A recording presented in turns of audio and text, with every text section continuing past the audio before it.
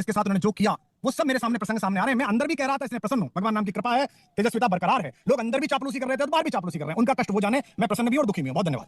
चलिए कविता के रूप में सुना दीजिए। आप कवि है, आपकी भावनाएं कविता के रूप में आने दीजिएगा। ये कविता तो हो जाए आज।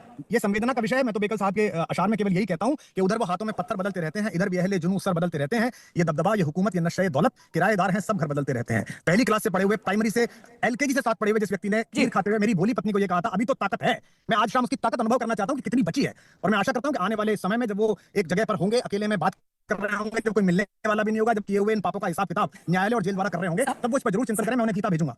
की पार्टी सिमट गई है और आपके पुराने साथी मनीष सिसोदिया, अरविंद केजरीवाल सब अपना चुनाव हार गए हैं आज। श्वेता, मैं पिछले 7 वर्ष से इस राजनीतिक कल्चर से बाहर हूं, पर मेरे लिए ये अच्छा है कि मैं जो तब कह रहा था वो भी अभी कह रहा हूं। मैं अब चुनाव के परिणाम देखने के बाद ये नहीं कह रहा कि उन दोनों में से जनता का विश्वास हट गया है। मूलतः जनता का विश्वास नहीं, देश के करोड़ों मासूम सपनों के हत्यारों को एक छोटा दंड मिला है। प्रकृति का, नियति का बड़ा दंड उनकी प्रतीक्षा में है। महाभारत की हार दुर्योधन की हार नहीं है। दुर्योधन की हार टूटी हुई जंघा लेकर अकेले रोते हुए विदा होने में है, और दुर्योधन और दुशासन उस शिविर में जाएंगे अंततः। कुमार विश्वास के साथ क्या हुआ, आशु के साथ क्या हुआ, ये विषय नहीं है। करोड़ों लोगों ने इस देश में वैकल्पिक राजनीति का एक सपना देखा था, और एक आत्ममुग्ध, नीच, अविश्वसनीय, असुरक्षित और चरित्रहीन व्यक्ति ने अपने आत्ममुग्धता के चक्कर में उसकी हत्या की। बस ये है कि ये भाषा में अंदर भी बोल रहा था, बाहर भी बोल रहा था। मुझे दुख होता है उन सब कार्यकर्ता और उन सब छद्मवेश के कार्यकर्ताओं को देखकर जो आज भी न जाने किस लिए या तो मोदी विरोध में या भाजपा हार जाए, इस नीच आदमी की सारी करतूत जानते हुए आशा लगाए बैठे हुए थे। देखिए, आप सब मेरे परिवार से परिचित हैं। मेरी पत्नी कभी भी राजनीति में कोई रुचि नहीं रखती थी। आज जब जंगपुरा का जैसे ही सामने निर्णय आया, वो फूट फूट कर रोई, क्योंकि उस मासूम महिला ने, उस घरेलू महिला ने उस अपमान को झेला है जहां एक कपड़े भर की सत्ता आने पर इन निर्लज्ज लोगों ने अहंकार की पराकाष्ठा की थी। तो मैं भारतीय जनता पार्टी के नेतृत्व को बधाई देता हूं, विशेष रूप से प्रधानमंत्री, गृहमंत्री की अपार मेहनत और उनके कार्यकर्ताओं के संगठन को पूरी बधाई देता हूं, और आशा करता हूं कि दिल्ली के जख्मों पर वे अपने प्रशासन से, अपनी विनम्रता से एक मरहम का काम करेंगे। और मैं उन सब आम आदमी पार्टी के कार्यकर्ताओं से कहता हूं जो अभी भी दुर्योधन के शिविर की तरफ आशा लगाए बैठे हैं कि बच्चों अपने अपने घर लौटो, किसी और पार्टी में राजनीति करनी है वहां कर लो। कम से कम वो कह के तो करते हैं कि हम राजनीति कर रहे हैं। वो ये तो नहीं कहते कि हम कुंभ में आश्रम लगाने वाले, हम तो महामंडलेश्वर बनेंगे, बाकी सब नीच लोग हैं। या व्यापार कर लो, या मेरी तरह राघवेंद्र राम की शरण में जाओ, कृष्ण की शरण में जाओ। मैं प्रसन्न भी हूं कि न्याय मिला, और दुखी भी हूं कि मैंने 7 साल अपना सपना, अपने आंसू पसीना, नौकरी, जिस वैकल्पिक राजनीति की उम्मीद में व्यर्थ किए, वो एक निर्लज्ज व्यक्ति के अहंकार के कारण बलि चढ़ गए। इसके लिए मेरे मन में उन करोड़ों लोगों के प्रति संवेदना भी है जो आज हारे।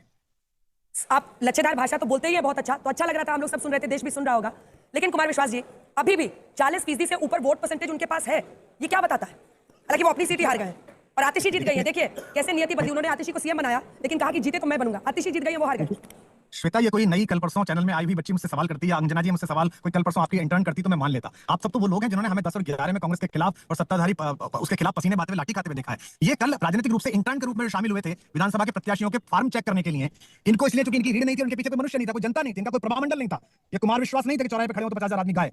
इन सबको प्रश्रय देके, चाहे वो जो एक सूडो मुख्यमंत्री इन्होंने पंजाब में बनाया था, दिल्ली का एक गोरा सा बच्चा जो हमारे आया था, ये सब बच्चे वो हैं। इनके हारने से मुझे क्या फर्क पड़ता है? देश में हजारों विधायक जीतते हैं, हजारों विधायक हारते हैं। मुझे फर्क पड़ता है उस बात से जब आपका कैमरामैन हमारे अन्ना आंदोलन के समय हमें ज्यादा भीड़ दिखाने के लिए भीड़ पर फोकस करता था। मुझे फर्क करता है आपके चैनल में बैठे उस आदमी से जब हमसे कांग्रेसी बहस करते थे तो वो उसकी आवाज कहता था, भाई साहब आप जोर से बोलो, उसकी आवाज ज्यादा जोर से आ रही है। उन करोड़ों लोगों की हत्या का अपराध है। ये ऐसे नहीं धुलेगा कि एक कार्यक्रम में आप वो फ्लॉप हो गए या आप एक चुनाव हार गए। यहां से पतन का मार्ग प्रारंभ हो रहा है। मुझे दुख है कि अब भी कुछ लोगों को केवल मोदी को गाली दे रहे थे इसलिए मैं इनके साथ हूं, या केवल भाजपा को हराने की बात करने के साथ हूं। इस चक्कर में कुछ लोग आ गए हैं, ये सब भागेंगे, आप चिंता मत करिए। कुछ जड़बूट रह जाएंगे, उनसे मेरी सहानुभूति है। लेकिन कुमार विश्वास जी, जो अंजना ने पूछा वो अभी भी कायम है। अभी भी 43% वोट आम आदमी पार्टी को पड़े हैं। लोगों ने उनको वोट दिया हुआ है, उनको खारिज नहीं किया है। जिस तरीके से कांग्रेस को पूरी तरीके से खारिज कर दिया था 2015 और 2020 में, और उसके बाद में 2013 में भी, उस तरीके और 25 में भी अभी भी खारिज किया हुआ है। जहां तक मैं समझ रहा हूं साहिल बोला, साहिल इसलिए क्योंकि लोगों को अभी भी आशा थी कि ये इनके प्रकार ये काम कर लेंगे। दूसरा, भारतीय जनता पार्टी का जो संगठन है वो पिछले 2-3-4 महीनों में सक्रिय हुआ। जब गृहमंत्री जी ने स्टेप इन किया, प्रधानमंत्री जी ने कमान कविता तो हो जाए आज।